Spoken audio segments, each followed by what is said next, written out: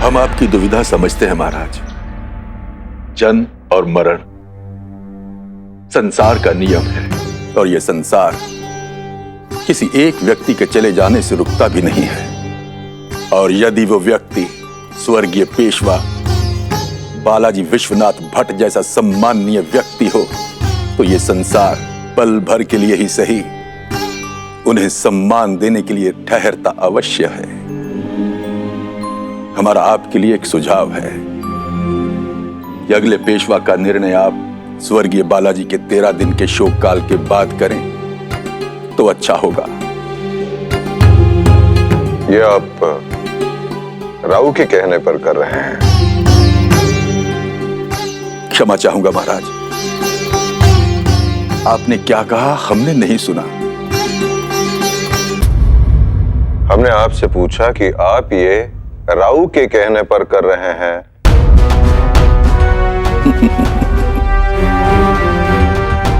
बाजी राव अभी इतने भी बड़े नहीं हुए कि वो हमें आदेश कर सकें। वैसे भी हम धर्म और परंपरा के सेवक हैं महाराज, बाजीराव के नहीं। हाँ, यह सत्य है कि राधाबाई साहब ने हमें आपसे बात करने के लिए कहा था, किंतु यह भी उतना ही सत्य है यदि वो हमें आपसे बात करने के लिए ना भी कहती तो भी हम आपसे बात अवश्य करते हैं, क्योंकि यह बात धर्म सम्मत है। शास्त्रों का हर नियम बहुत ही सोच समझकर बनाया गया है। परिवार के प्रमुख के जाने के बाद यह 13 दिन का शोक परिवार को संभलने का समय देता है और यह जानने का भी समय देता है कि कौन आपका असली मित्र है और कौन नहीं। स्वर्गीय पेशवा साहिब ने आपके लिए कई राजनीतिक समझौते, कई राजनीतिक संबंध बनाए होंगे। अब आपको भी यह जानने का अवसर मिलेगा कि कौन सा संबंध टिकने वाला है और कौन सा नहीं। भट्ट जी, कुछ संबंध राजनीति और औपचारिकता से परे होते हैं। स्वर्गीय पेशवा बालाजी विश्वनाथ भट्ट और हमारे संबंध भी कुछ ऐसे ही थे। हम हमारे नए पेशवा का ऐलान 13 दिन के शोक के पश्चात ही करेंगे, किंतु राजनीति के कारण नहीं, स्वर्गीय बालाजी के प्रति अपने स्नेह और सम्मान के कारण।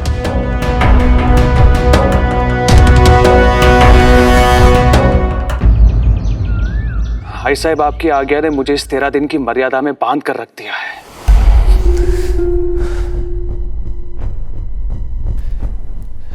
चलिए मान लेते हैं साहब, शाहू जी महाराज भट्ट जी की बात सुनकर अपना निर्णय 13 दिन के बाद ही सुनाएंगे। और यदि उनका निर्णय हमारे विरुद्ध हुआ तो फिर इस 13 दिन की प्रतीक्षा का क्या लाभ आई साहब? वहां मोहन राव व्यापारियों के साथ जाकर उनके कान भी भर रहे होंगे। नहीं राव, आपके पिता और आप पर जो शाहू महाराज का विश्वास है वो इतना कच्चा नहीं कि मोहन राव के शब्दों से टूट जाए। विश्वास कच्चा हो या ना हो, नाजुक अवश्य होता है। विश्वास टूटे या ना टूटे, यदि उसमें दरार आ गई, पंत जी का तो काम हो ही जाएगा। सही समय की प्रतीक्षा करते करते कहीं समय हाथ से निकल गया आई साहिब तो किसी जब तब व्रत या यज्ञ से वापस नहीं आने वाला।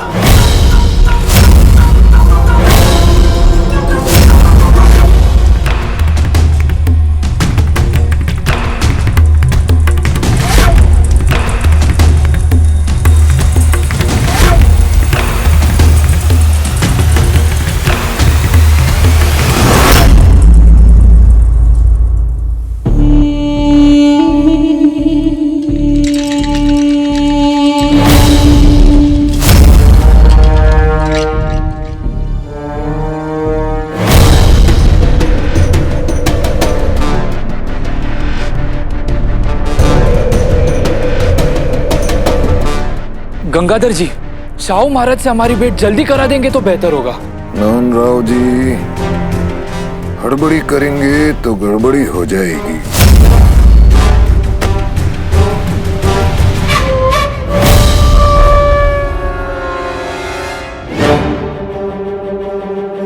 शाहू महाराज से कुछ भी कहने से पहले हमें तो समझ लेने दीजिए कि आपके स्वर्गीय पेशवा साहिब इस राज्य पर कितना कर्जा छोड़कर गए हैं। स्वर्गीय बालाजी जैसे बाहर वाले पर विश्वास करके आप लोगों ने कितना धन दे दिया। अब पीढ़ियों से इस पद को संभालने वाले के वंशज को इस समस्या को सुलझाने के लिए समय तो दीजिए। मात्र आपकी ही नहीं अपनी भी सहायता कर रहे हैं हम, और जहां बात अपने लाभ की हो वहां तो हमसे गलती से भी कोई चूक नहीं होती। गंगाधर जी, हम चलते हैं। नमस्कार।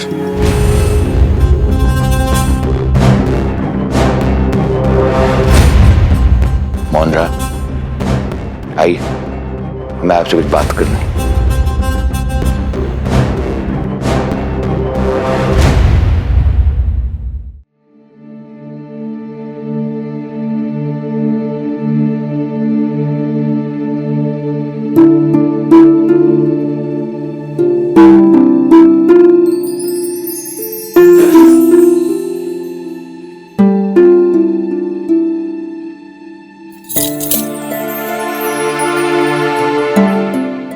सेठ घनश्याम से 1000 मोहरे, सेठ हीरालाल से 42 अरबी घोड़े, जिसका मूल्य कुल मिलाकर होता है 3500 मोहरे। ये बादाम वाला दूध पी लीजिए, आपकी बुद्धि और तेज चलेगी। बुद्धि जितनी तेज चलेगी आपके भाव के लिए समस्या उतनी ही खड़ी होगी। अपने लिए समस्या मोहन भाव ने स्वयं खड़ी की है। इस बार उन्हें ऐसा उत्तर दीजिएगा कि दोबारा आपके सम्मुख आवाज ऊंची करने का साहस ना हो। आज बड़ा क्रोध आ रहा है अपने भाव पर। भाव पे क्रोध नहीं, पति पे प्रेम आ रहा है। कुछ कहा? जी नहीं तो। आशी भाई, आप दूध यहीं पे रख दीजिए और चाहिए।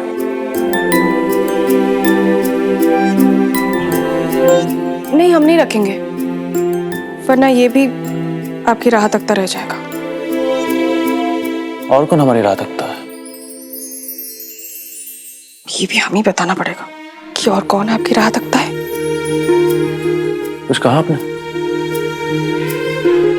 जी नहीं। काशी भाई, दूध यहीं पे रख दीजिए, इस कार्य को हम अधूरा नहीं छोड़ सकते। हम क्यों दूध रखें? थोड़ी देर चिंता मुक्त होकर बैठेंगे तो आपको भी अच्छा लगेगा और हमें भी। आप ये वही खाता रख दीजिए। बचपना छोड़िए काशी भाई।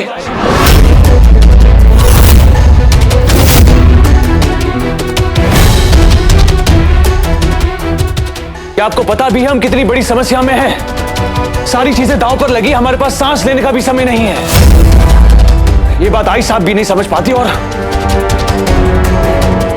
आप भी नहीं।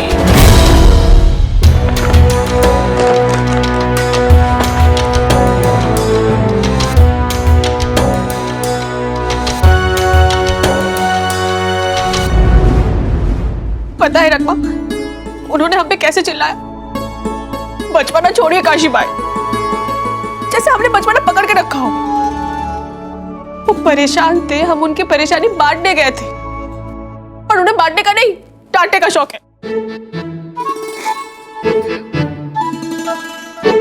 ताई साहिब, ऐसी छोटी छोटी बातों पर मन छोटा नहीं करते।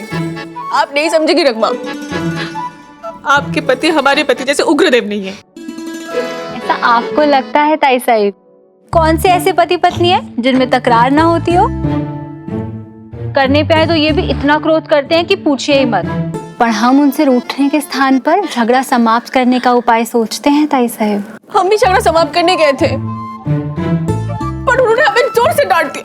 बचपना छोड़िए काशी पर, कोई हम पे इतना जोर से चिल्लाए, इतनी ऊंची आवाज में डांट दे, तो हमें कुछ समझ में नहीं आता है।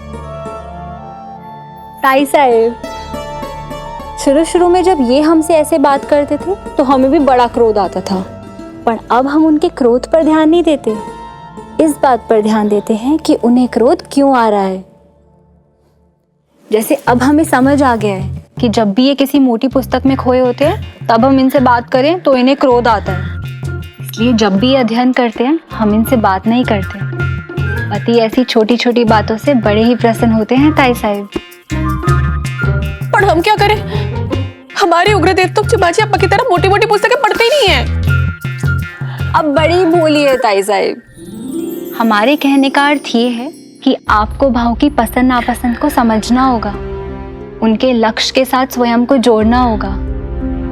कल को भाव पेशवा बनेंगे और आप पेशविन बाई, तब आपको ही भाव को और महान काम करने के लिए प्रेरित करना होगा ताई साहब, समझ लो। हो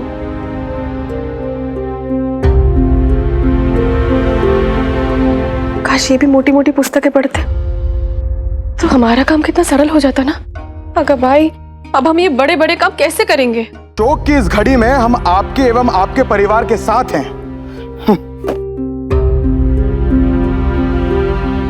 इसमें भी यही लिखा है। चीमा, लोग बस औपचारिकता के लिए पत्र लिखते हैं, पत्र में कोई भावना नहीं होती। बाजी, तुझे इन पत्रों को पढ़कर उनका उत्तर देने में समय व्यर्थ करने की आवश्यकता नहीं है, ये तो मैं और चीमा भी कर लेंगे।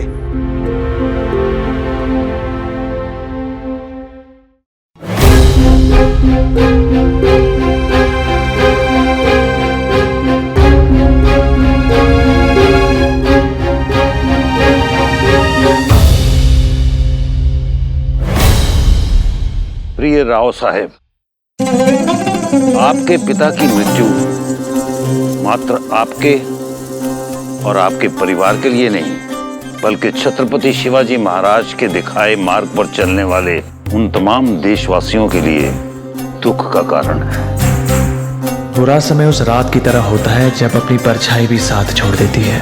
इस समय आप भी खुद को बहुत अकेला, बहुत अधूरा महसूस कर रहे होंगे।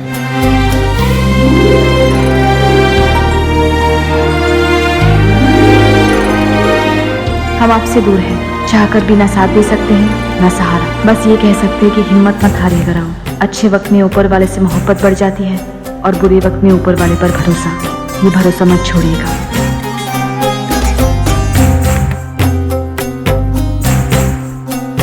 और उनकी भी उम्मीद है जिन्होंने सिर्फ आपका नाम सुना है। इस देश की मिट्टी उस वक्त का इंतजार कर रही है जब आप पूरे देश पर मराठी ध्वज लहराएंगे।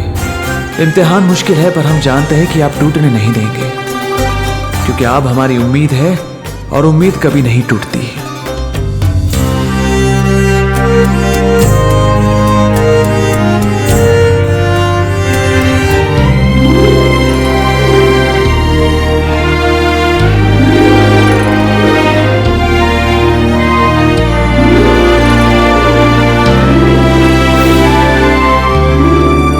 विश्वास रखिएगा राव, किसी और पर नहीं, भगवान पर नहीं, बस अपने आप पर।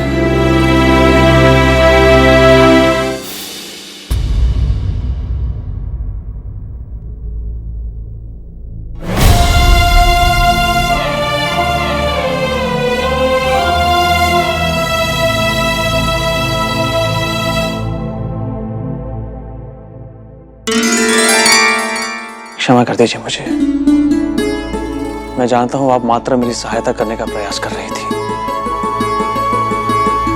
मुझे आपसे ऐसे बात नहीं करनी चाहिए थी।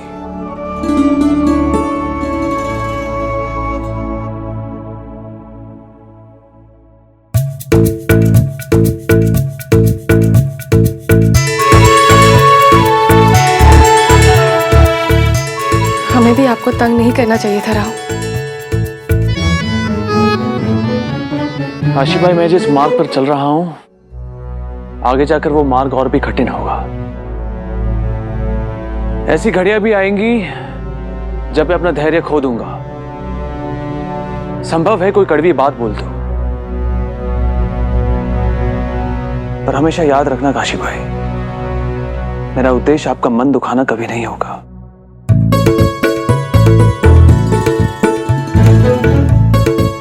आप मेरा परिवार है काशी भाई, और अपने परिवार का मैं मन नहीं दुखा सकता। राहुल, आप जो भी कहेंगे हम उसमें आपका साथ अवश्य देंगे।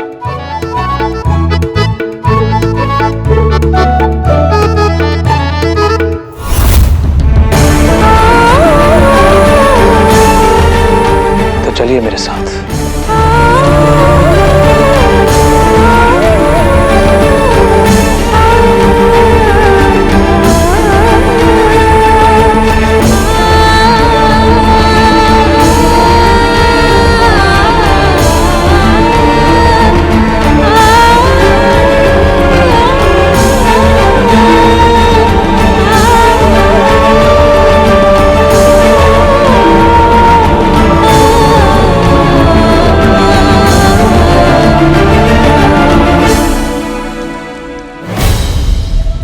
राव, ये आप क्या कर रहे हैं? मेरा तिलक कीजिए काशी भाई।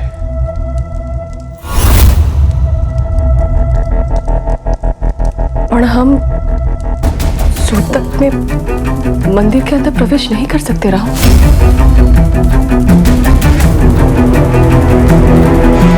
आप जो कहेंगे हम अवश्य करेंगे राव, पर हम कोई परंपरा नहीं तोड़ सकते।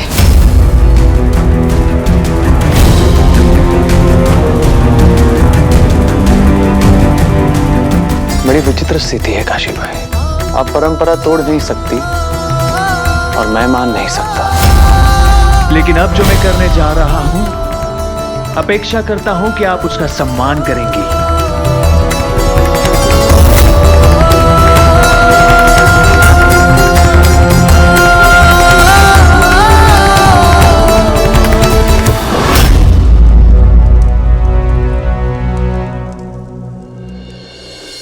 अब इस 13 दिन के शोक काल समाप्त होने की प्रतीक्षा नहीं कर सकता मैं। सातारा जा रहा हूं। बाबू थांबा, आपको आई के आदेश का पालन करना होगा बाबू। आप ये जानते हैं कि आपके पेशवा बनने में सबसे बड़ी आपत्ति ये है कि आप जोश में होश खो बैठते हैं, और इस परंपरा का उल्लंघन करके आप उस आपत्ति की पुष्टि ही करेंगे। अगर आपको आपके विरोधियों को गलत सिद्ध करना है तो आपको धैर्य धारण करना होगा। धैर्य और हाथ पर हाथ धरे रखने में अंतर होता है चिम्माजी साहिब।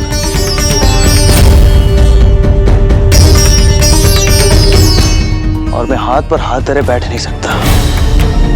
अगर पुत्र माँ की आज्ञा के बाहर हो जाए तो उसे एक पत्नी रोक सकती है। रोकिए इन्हें काशी बाई, समझाइए इन्हें कि पंत इनकी ऐसे ही किसी गलती की प्रतीक्षा कर रहे हैं। समझाइए इन्हें कि इसी तरह ये परंपराओं का उल्लंघन करते रहेंगे तो भट्टी जैसे समर्थकों से भी हाथ धो बैठेंगे। समझाइए इन्हें कि ये सिर्फ अपनी माँ और समाज के विरुद्ध नहीं जा रहे हैं, ये स्वयं भगवान के विरुद्ध जा रहे हैं।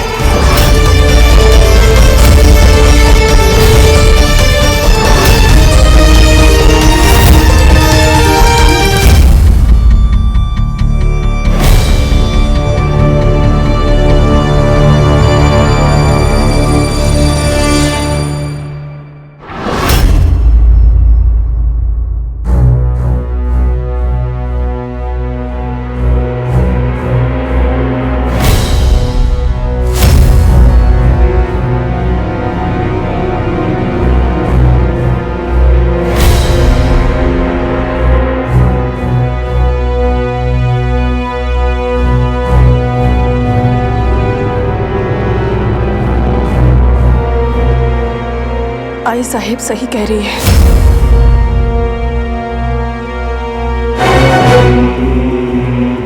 रुक जाइए ना राव।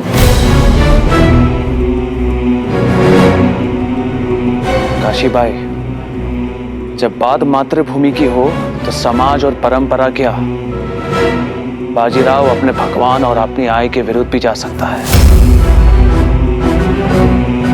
आपके एवं भगवान की नजर में यह पाप है तो इस पाप का दंड भुगतने के लिए तैयार हूं, पर रुकने के लिए तैयार नहीं। क्या आपको भगवान पे विश्वास नहीं है? विश्वास है, पर आज एक अजनबी ने मुझे यह सिखाया, व्यक्ति को सबसे अधिक विश्वास स्वयं पर होना चाहिए।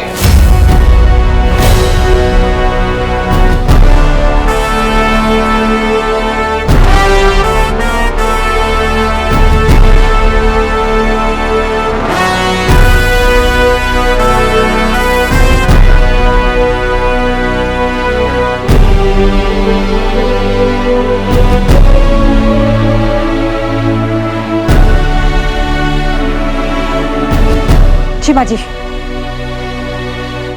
आप राव के साथ जाइए। हम भट्टी से बात करते हैं, राव की ये भूल उन्हें बहुत भारी ना पड़ जाए। चिमा जी, आप उनके साथ रहिएगा, उन्हें आपके साथ की आवश्यकता पड़ेगी। हो आई साहब।